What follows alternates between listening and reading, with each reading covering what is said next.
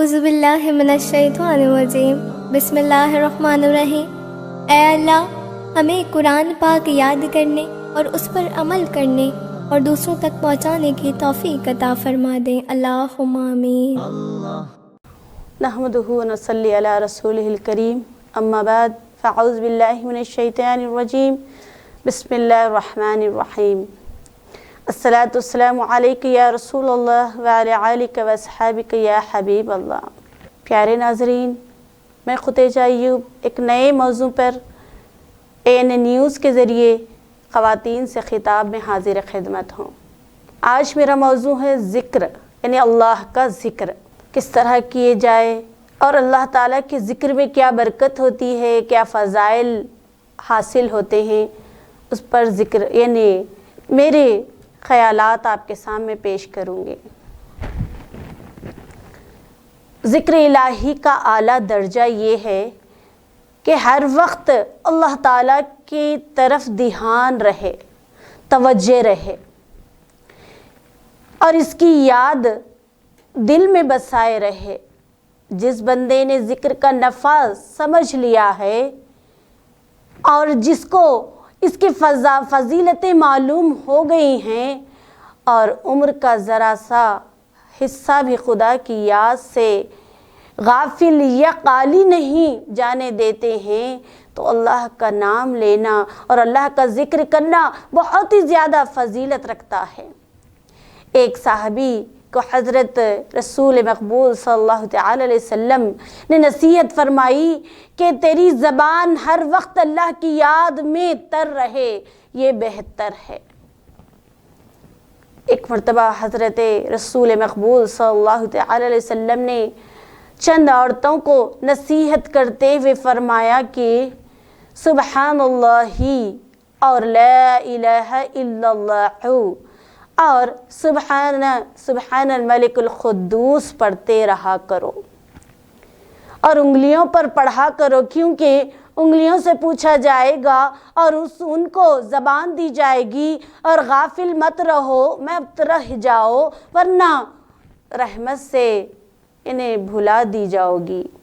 تو حضور مقبول صلی اللہ تعالی علیہ وسلم نے یہ بھی فرمایا کہ انسان کی ہر بات اس کے لیے وبال ہے، نفع کی چیز نہیں ہے، سوائے اس کے کہ کسی کو اچھی بات بتا دے یا برائی سے روکے یا اللہ تعالیٰ کا ذکر کرے۔ اور حضرت رسول صلی اللہ تعالی علیہ وسلم نے یہ بھی فرمایا کہ اللہ کے ذکر کے علاوہ زیادہ مت بولا کرو، کیونکہ ذکر اللہ کے علاوہ زیادہ بولنے سے دل سخت ہو جاتا ہے، اور بلا شبہ اللہ تعالیٰ سے سب سے زیادہ دور وہی ہے جس کا دل سخت ہو۔ لہٰذا ہر مسلمان کو چاہیے کہ ہر وقت اللہ کا ذکر کرے۔ ہر آدمی اپنی فرصت اور مشغولیت کے اعتبار سے اللہ تعالیٰ کے ذکر میں جیتا جتنا بھی وقت گزارے تھوڑا ہے، مگر اتنا تو سب ہی کر سکتے ہیں کہ صبح شام 100 مرتبہ تیسرا کلمہ اور درود شریف اور استغفار پڑھ لیا کریں۔ تیسرا کلمہ میں دہراتی ہوں، پھر یاد دہانی کراتی ہوں کہ بغور سنیے۔ تیسرا کلمہ یہ ہے کہ سبحان اللہ والحمد للہ ولا الہ الا اللہ واللہ اکبر ولا حول ولا قوت الا باللہ۔ پھر درود شریف ہے، کون سا بھی چاہے آپ پڑھ سکتے ہیں، جو آپ کو آسانی رہے، جلدی ادا کر سکیں، اور یہ بھی پڑھ سکتے ہیں، اس کی بھی بہت ساری برکتیں ہیں۔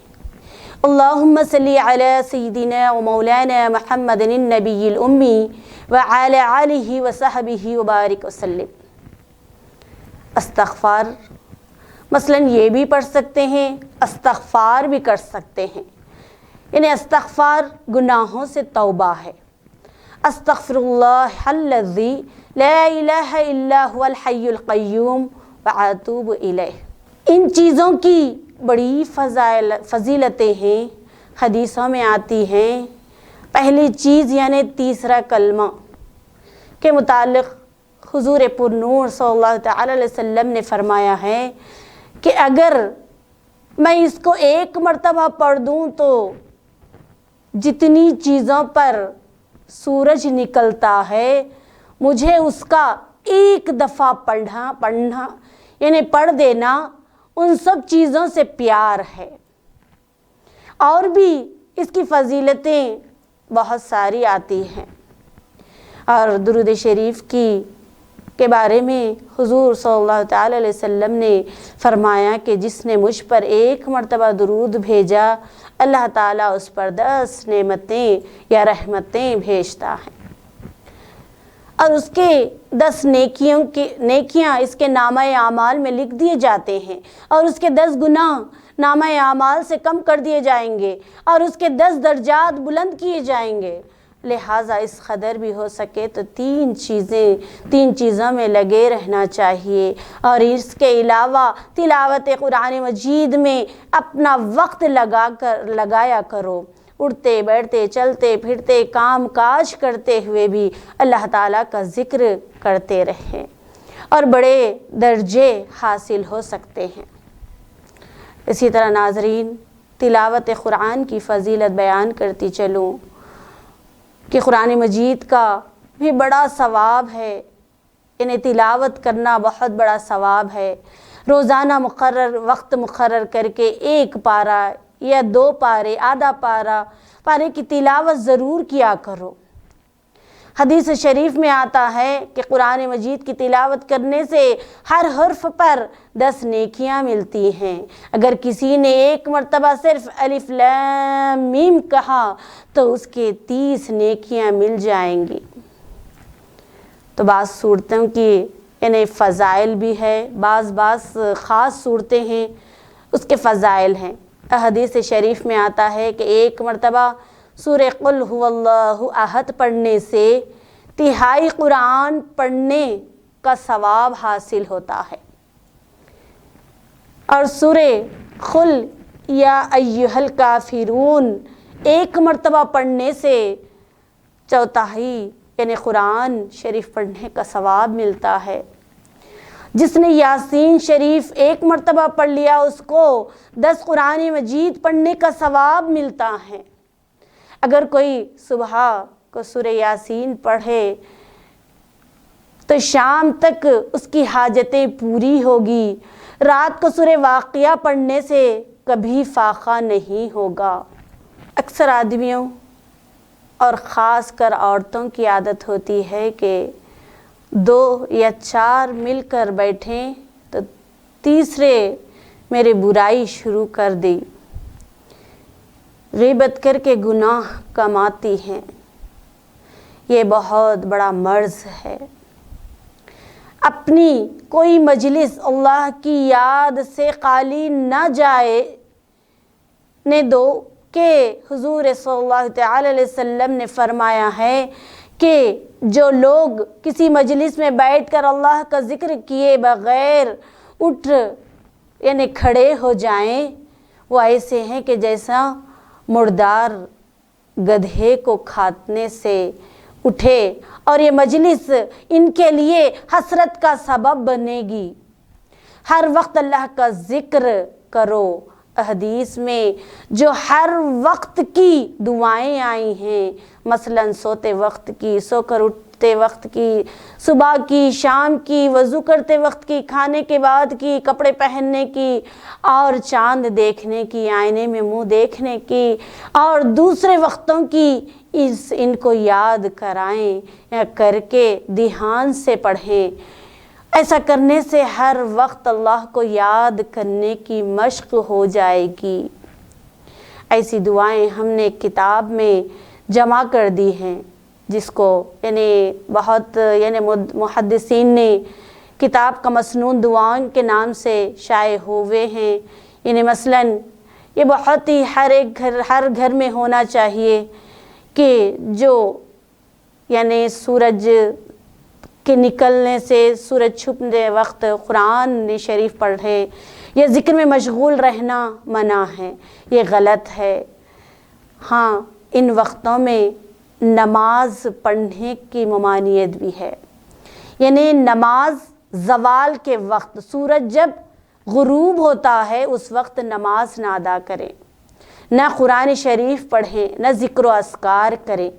پھر تیسرا کلمہ یا پہلا کلمہ یا درود شریف استغفار بے وضو پڑھنا درست ہے، بلکہ جس پر غسل فرض ہوا ان چیزوں کو پڑھنا ان کے لیے بھی درست ہے۔ مثلا قرآن شریف بلا وضو یعنی پڑھنا درست ہے، اور بلا وضو قرآن شریف کو چھونا درست نہیں۔ اور جس پر غسل فرض ہوا ان کو نہ قرآن پڑھنے کی اجازت ہے، نہ قرآن کو چھونے کی اجازت ہے۔ تو معزز ناظرین، یہ تھا اللہ کے ذکر کے فضائل۔ تو دیکھیے ذکر کے ذریعے ہمیں کون کون سے انعامات حاصل ہوتے ہیں۔ تو اللہ کے ذکر سے ہماری زبانوں کو تر رکھیے، یعنی تطمئن القلوب، ذکر کے ذریعے دلوں کو اطمینان حاصل ہوتا ہے۔ اللہ تعالیٰ نے اپنی قرآن مجید میں ہمیں فرماتا ہے کہ جب بے چین دلوں کے چین دینے والے حضرت محمد مصطفیٰ صلی اللہ علیہ وسلم کے ذریعے اللہ تعالیٰ ہمیں فرماتا ہے کہ جب ہم کو سکون چاہتے ہیں تو ہمیں ذکر کرنا چاہیے، ذکر کو بلند کرنا چاہیے، ہر وقت اللہ تعالیٰ کو یاد کرنے والی زبان ہمیں اللہ تعالیٰ ہمیں عطا فرمائیں۔ تو آپ سے یہی امید کرتی ہوں کہ اگلے جمعہ تک ذکر و اذکار میں اپنی زبان کو تر رکھیے۔ انشاءاللہ عز و جل پھر کسی موضوع پر آپ کی خدمت میں حاضر ہوں گی۔ اللہ حافظ۔ اعوذ باللہ من الشیطان الرجیم، بسم اللہ الرحمن الرحیم۔ اے اللہ، ہمیں قرآن پاک یاد کرنے اور اس پر عمل کرنے اور دوسروں تک پہنچانے کی توفیق عطا فرما دیں۔ اللہم آمین۔